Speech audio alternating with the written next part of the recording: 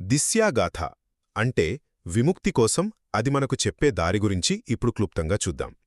ఇది బౌద్ధమతంలో ఒక ముఖ్యమైన సూక్తి అండి. ఎంత ముఖ్యమంటే దిశ అనే ఒక వ్యక్తి చెప్పిన ఈ మాటల్ని స్వయంగా బుద్ధుడే తరచుగా గుర్తుచేసేవారన్నమాట. సరే, మొదటిగా అసలీ గాథ ఎలా వచ్చిందో చూద్దాం. దిశ అనే ఆమె శాక్యవంశంలో పుట్టి సన్యాసం తీసుకుంది. ఆమె విపశ్యన సాధనతో అర్హత అనే స్థితికి అంటే సంపూర్ణ జ్ఞానోదయాన్ని పొందింది. ఆమె సాధన చూసి బుద్ధుడు ఎంతగానో మెచ్చుకుని ఆమె మాటల్ని అందరికీ ఒక గొప్ప బోధనగా చెప్పారన్నమాట. రెండవది, ఈ గాథలోని ముఖ్య సందేశమేంటి?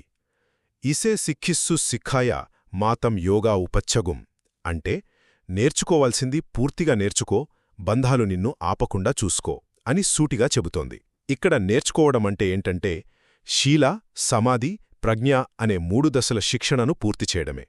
ఇక చివరిగా ఈ శిక్షణతో ఏం సాధిస్తాం?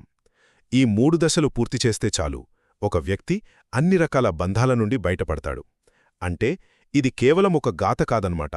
సంపూర్ణ విముక్తికి ఇదొక క్లియర్ రోడ్ మ్యాప్. ఒక మాటలో చెప్పాలంటే దిశ్యాగాథ క్రమశిక్షణతో కూడిన శిక్షణ ద్వారా సంపూర్ణ విముక్తిని ఎలా సాధించవచ్చో మనకు స్పష్టంగా చూపిస్తుంది.